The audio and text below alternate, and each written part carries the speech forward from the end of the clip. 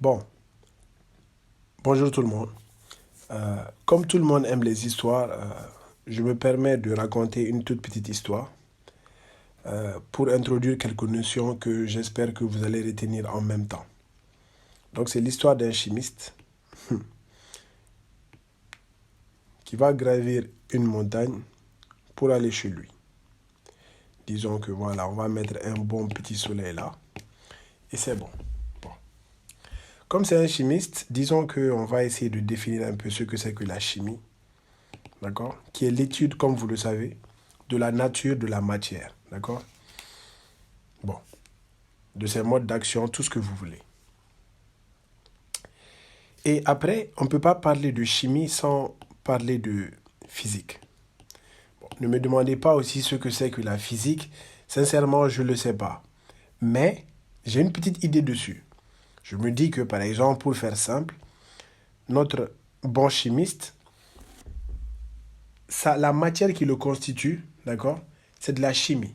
Mais le fait maintenant qu'il va bouger pour monter la colline, ou le fait que la gravitation s'exerce sur lui, ça c'est de la physique. Le mouvement qu'il va faire, d'accord, l'énergie qu'il va dépenser, tout ça c'est de la physique. Donc je me dis que la physique, c'est ce qui arrive à la chimie, d'accord? Bon, après ne me faites pas dire ce que j'ai pas dit, d'accord? Ok, bien. Maintenant qu'on a introduit cela, on a parlé de chimie et de matière. Euh, la matière, c'est quoi? D'accord? La matière possède une masse, d'accord? Et un volume. Ça, c'est la matière. Bien. Et c'est quoi la masse? La masse, disons, d'un objet, disons que c'est la quantité de matière qu'il contient. Donc, notre chimiste, elle a une masse, d'accord? Bien. Sa masse, elle est constante normalement. Et la masse, ce n'est pas le poids. Puisque le poids, il dépend de la gravité. Bien. Donc, si notre chimiste, il monte en hauteur, son poids va diminuer. D'accord? Alors que sa masse est constante. Bon, ça dépend.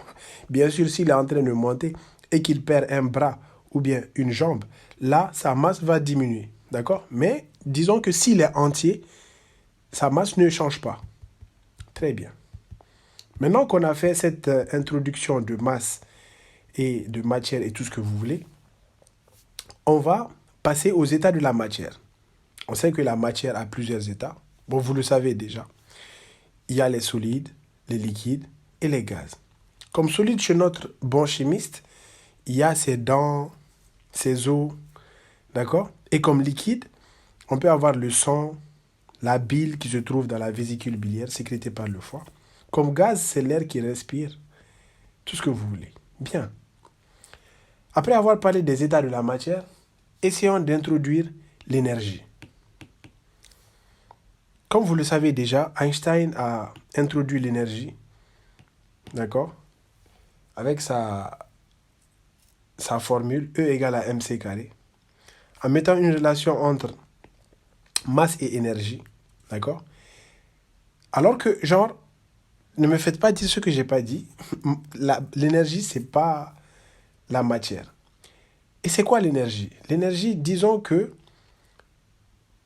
elle n'a pas de masse et elle n'a pas de volume. Bon. Mais qu'est-ce que c'est? L'énergie, c'est la capacité, d'accord, de fournir un travail. C'est ça notre définition de l'énergie.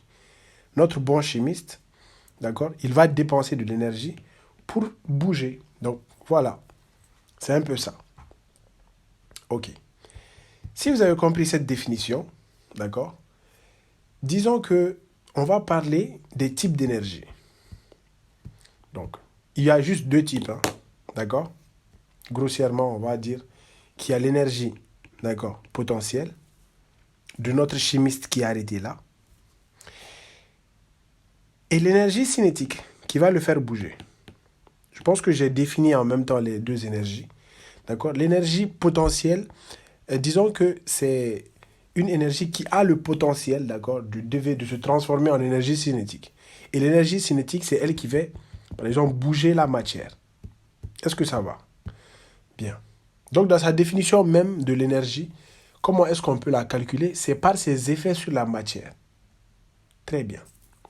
Maintenant que vous avez compris, à peu près, la définition, d'accord, de l'énergie, de la masse, essayons de parler, avec ce schéma, des différentes formes d'énergie. Bien, parce qu'on vient de parler des types d'énergie.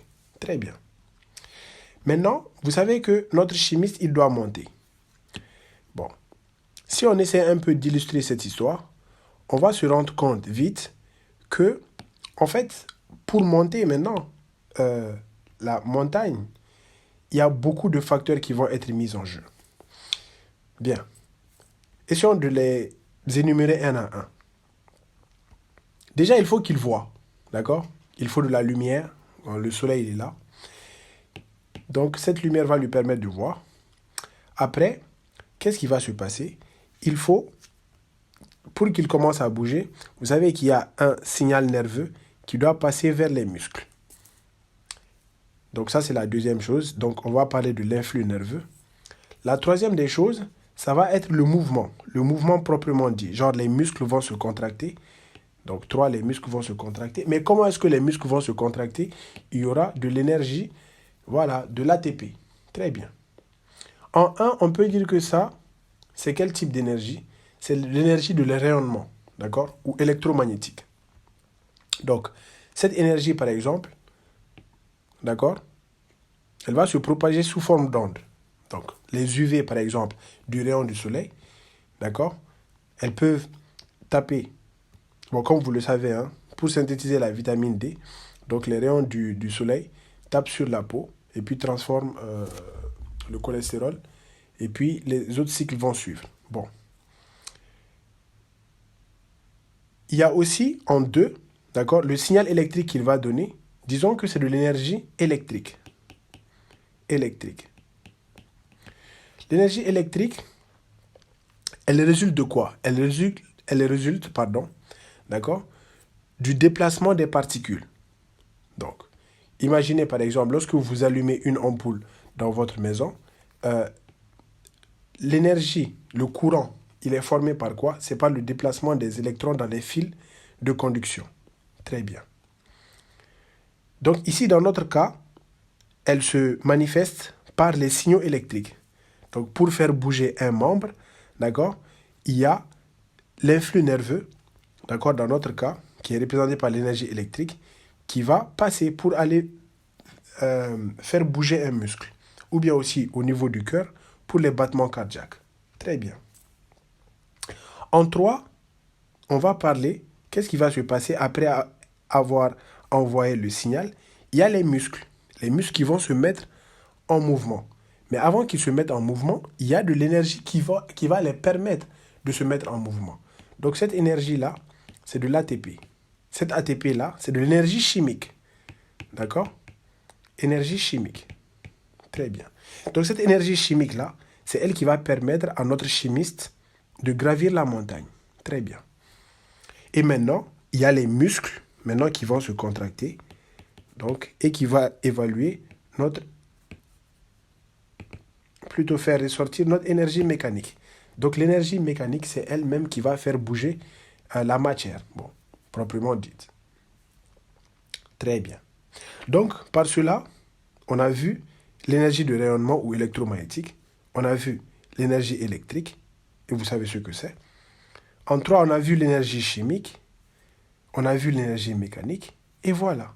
Et vous savez que, genre, si on doit parler, par exemple, de transformation d'énergie en une autre,